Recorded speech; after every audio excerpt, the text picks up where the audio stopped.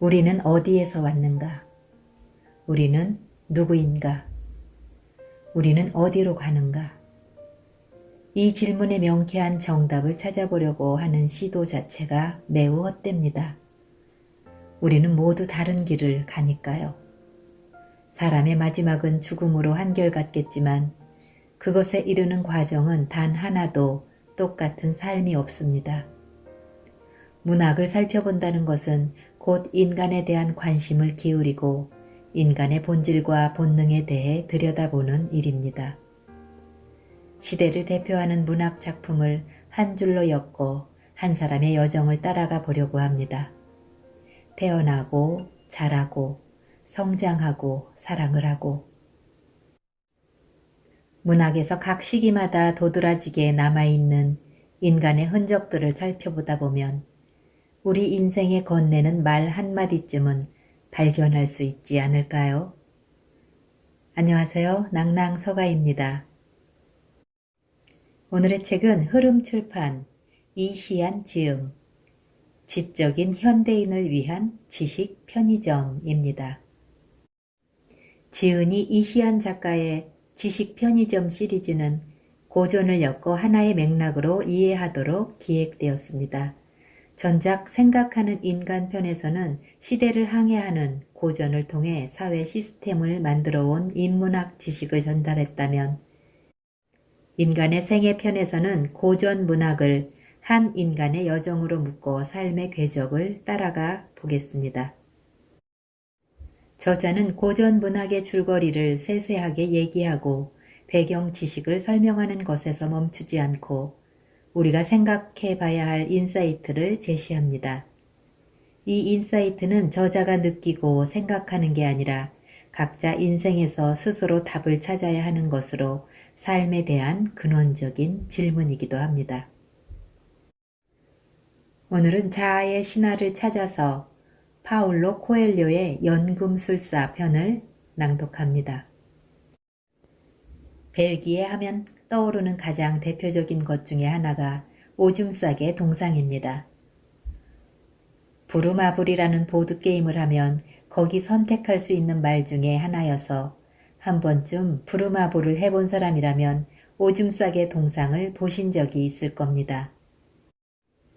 유럽연합 본부가 있는 벨기에는 정치적인 의미도 있는 곳이지만 한국 사람들에게는 벨기에 하면 떠오르는 것이 많지 않아요. 와플 정도가 아닐까요? 그런데 전 세계 사람들이 알고 있는 아주 유명한 벨기에 사람이 있습니다. 그들은 조금 특이합니다. 일단 아주 조그맣고요. 한두 명만 빼고는 늘 하얀 옷만 입고 다니지요. 그리고 숲속에서 살지요. 결정적으로 피부가 파란색이에요.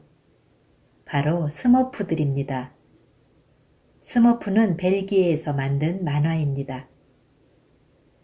대학 후배 하나가 어학연수를 갔다가 첫 번째 시간에 8개국에서 온 사람들이 어색하게 모여 있는데 갑자기 창밖에서 랄랄라랄랄라 하면서 스머프 주제가가 들려왔대요. 그러자 8개국 학생들이 다 웃더라면서 스머프가 이렇게 전 세계적으로 알려져 있는 줄은 몰랐다고 얘기하더라고요. 스머프가 유명한 만큼 빌런인 가가멜 역시 잘 알려져 있습니다. 그런데 가가멜의 직업은 잘 모르시는 분이 많더라고요. 스머프를 잡는 게 직업이라고 생각하는 분들이 많은데 직업으로 삼기에는 스머프가 한정되어 있는 데다가 딱히 가가멜 외에는 스머프를 원하는 사람이 없으니 거래가 될까 싶기도 합니다. 가가멜의 직업은 연금술사입니다. 연금술사는 쇠나 여러 가지 물건을 금으로 바꾸는 방법을 연구하는 사람들이죠. 가가멜이 스머프를 잡으려는 이유는 스머프가 연금술 재료로 쓰인다고 믿기 때문이에요. 그런데 번번이 스머프들에게 당하다 보니 스머프에 대한 원한이 깊어져서 그중 몇 마리는 잡아먹고 말겠다는 삐뚤어진 마음을 먹게 된 것뿐입니다. 일견 가가멜이 황당해 보이지만 연금술은 꽤나 오래된 학문이자 믿음입니다. 세계적인 대히트를 기록한 책 해리포터 1편의 제목은 바로 해리포터와 마법사의 돌입니다. 영화에서는 붉은색이 도는 돌로 묘사되는데요. 이름을 말해서는 안 되는 해리포터가 악당인 그가 이 돌을 찾아 호그와트 마법학교에 잠입하는 것을 막으려는 이야기가 해리포터 1편의 이야기의 줄거리입니다. 현자의 돌은 연금술의 중요한 아이템인데 바로 이 돌로 금을 만들어낸다고 하지요. 사실 연금술은 모든 것을 무조건 금으로 만든다는 개념이 아니라 사물을 빠르게 진화시켜 그 진화의 끝에 다다르게 한다는 개념입니다. 금속이 진화를 거듭하면 마침내 마지막 진화태인 금이 되는 것이고요. 사람을 현자의 돌로 진화시키면 그 진화의 끝에 모든 것을 초월한 불로 장생이 기다리고 있다는 것이지요. 연금술은 기원전에 시작되었지요. 이집트는 원래 범람하는 나일강을 측량하는 것 같은 이유로 기술이 발달해 있었는데요. 여기서 황금을 만들려는 시도가 있었고 그것이 알렉산더의 세계 정복이라는 계기를 통해 그리스 철학과 만나면서 이론과 합쳐졌어요.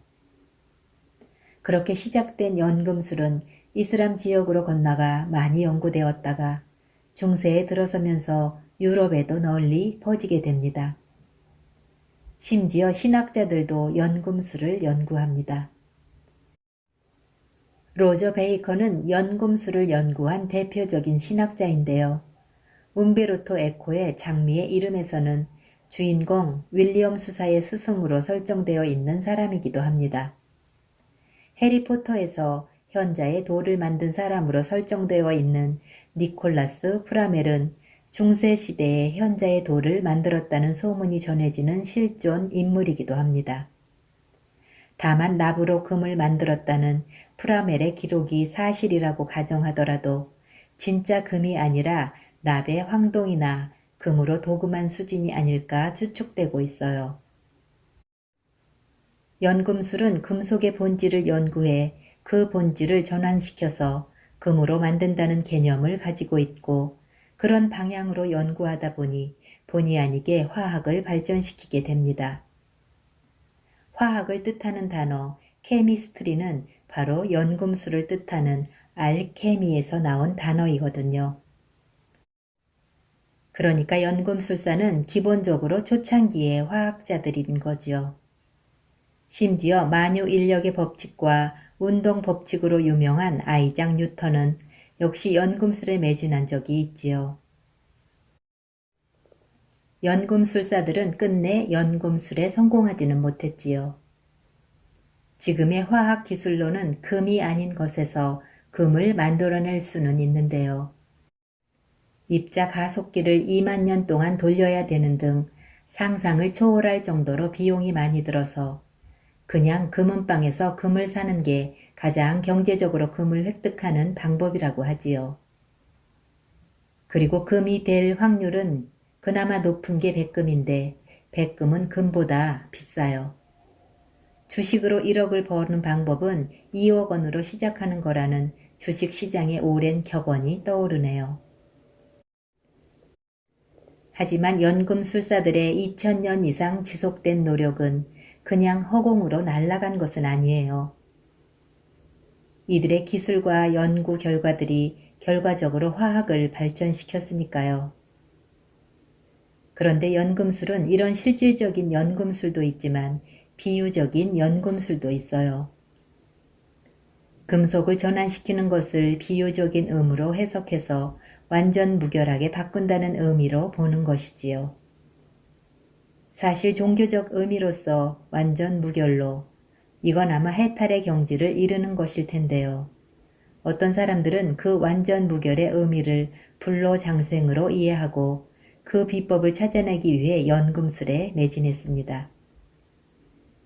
부귀와 권세를 손에 넣은 사람이 무언가를 더 추구한다면 손에 넣은 부귀와 권세를 가능한 오래 누리는 거잖아요. 그래서 예전부터 부자들은 불로장생을 위해 자신의 많은 재산을 쏟아부었어요. 최초로 중국을 통일한 진해, 시황제, 그러니까 진시 황제는 이 연금술을 찾기 위해 백방으로 사람을 보냈지요. 심지어 한국으로도 사람을 보냈다고 하지요. 그때 한국의 불로장생초 후보가 산삼이었다는 얘기도 있습니다. 연금술의 이런 배경을 모르면 브라질의 작가 파울로 코엘료가 연금술사라는 제목의 책을 들고 나왔을 때는 그래서 참 이상하게 들렸을 겁니다. 연금술사는 자아의 신화라고 표현한 자아의 성장을 이루어 나가는 과정을 소설로 그린 것인데 책의 내용과 연금술이 무슨 상관이지 하고 생각할 수밖에 없었지요. 연금술사 말고도 세계적으로 유명한 코엘료의 소설에는 스페인의 산티아고 순례길을 널리 알린 계기가 된 소설 순례자가 있습니다. 여기서는 보다 직접적으로 자신의 성장에 대해 이야기합니다. 순례자는 주인공이 자신이 속한 기독교 신비주의의 단체인 람의 마스터가 되는 서품식에서 마지막 검을 받지 못하고 그 검을 찾으려면 산티아고 순례길을 걸어야 한다는 메시지를 받으면서 시작하지요.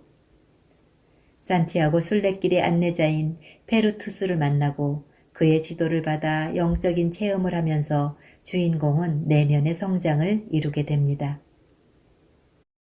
이 과정에서 자신 안의 사자를 만나기도 하고 개의 형상을 입고 나타난 자신의 적과 싸우기도 하지요. 그리고 마지막에는 안내자마저 떠나고 홀로 남아 깨달음을 얻는 주인공이 자신의 검을 찾게 되고 순례의 결과물로 책을 내게 되죠. 줄거리가 이렇다 보니 순례자는 진짜 작가의 경험을 담은 기행문인지 소설인지 구분이 안 갈 정도입니다. 연금술사는 종교적이고 신비주의적인 자신의 성장이라는 주제를 순례자처럼 대놓고 이야기하는 책이 아니라 조금은 간접적으로 이야기하는 책입니다.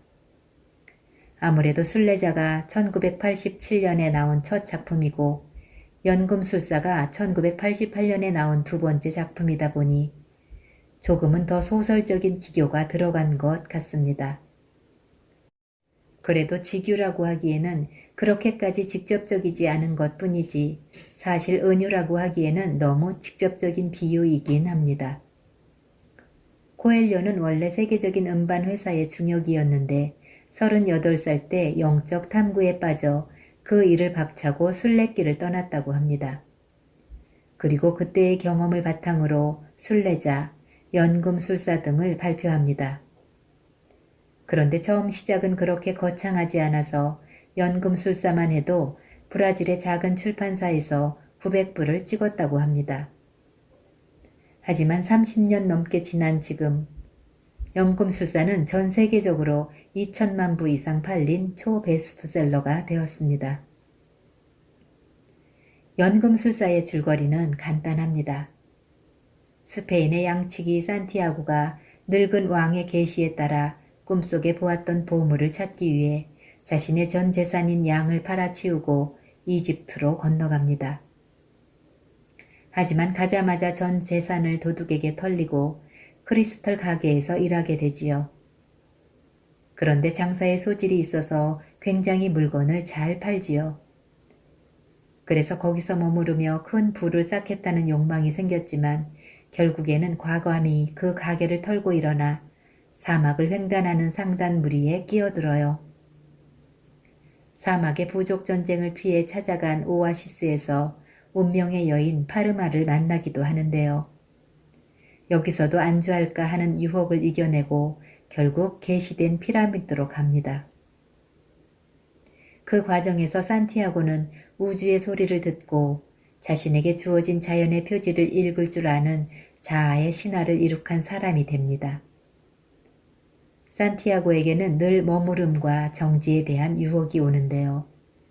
그때마다 산티아고는 계속 변화하고 전진합니다. 그리고 꿈에 대한 열정을 포기하지 않고 계속 변화를 시도했던 태도가 그에게 보물을 선사합니다.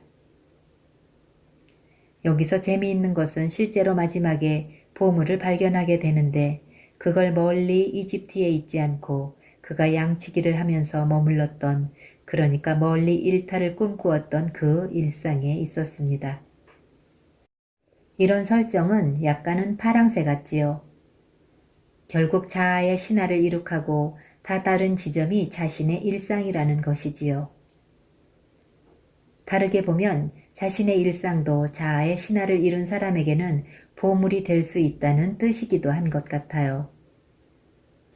우리는 늘 일상에서 탈출하기를 꿈꾸잖아요. 이 뻔한 일상과 한계를 벗어나면 무언가 크게 이룰 수 있을 것 같은 느낌이 드는데 이 소설은 오히려 그 일상에 큰 보물이 숨겨져 있다고 이야기합니다. 가장 다른 점은 일상을 사는 주인공인 자아가 성장했다는 사실이지요. 그러니 연금술은 자신의 내면에서도 충분히 이룩할 수 있는 것이고요. 자신의 내면이 성장해서 자아의 신화를 이룩하면 우리 주변에 눈에 닿는 것이 모두 황금처럼 빛나게 될 것이라는 메시지 같기도 합니다. 연금술은 자아의 신화를 찾아 떠난 사람에게 그 자신의 본질과 마주치게 해서 결국 깨달음을 얻게 하는 것입니다. 그런데 연금술을 위해서 도구인 현자의 돌만 있으면 되는 게 아니거든요. 일단 원재료가 되는 금속이 있어야 합니다. 많은 연금술사가 그 원재료로 주로 납을 선택했습니다. 납은 일반적으로 얼마든지 구할 수 있는 금속이잖아요. 그래서 연금술사에서도 우리의 일상이 얼마든지 금이 될 수 있는 원재료가 될 수 있다고 이야기하는 겁니다. 앞에서 보았던 곰스크로 가는 기차나 그리스인 조르바에서 우리의 안정적인 일상이 우리의 꿈이나 자유를 방해하는 빌런처럼 등장하는 것과 비교하면 이 차이는 큽니다. 꿈은 멀리서 찾는 게 아니라 내일이 아닌 오늘, 일탈이 아닌 일상에서 찾을 수 있다는 것이지요. 사표를 내고 직장을 나가서 새로 이직하거나 자신만의 일을 시작하면 더 즐겁고 보람있는 인생을 살 것 같다고 생각하지만 그건 솔직히 자신을 기만하는 것일 수도 있습니다. 오히려 익숙한 지금의 회사에서 최선을 다하는 것이 자신의 능력과 웅지를 펼칠 수 있는 최상의 방법일 수도 있습니다.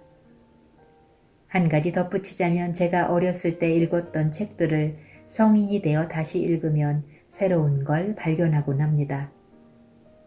왜 예전에는 이런 메시지가 안 보였을까요?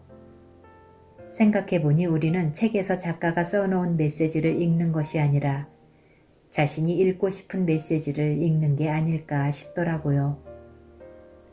그래서 나이대에 따라서 책을 읽었을 때의 그 감동과 깨달음의 정도가 다른 것 같아요. 결국 주변을 황금으로 바꾸는 연금술의 비밀은 자기 내면의 성장에 있는 것 같습니다.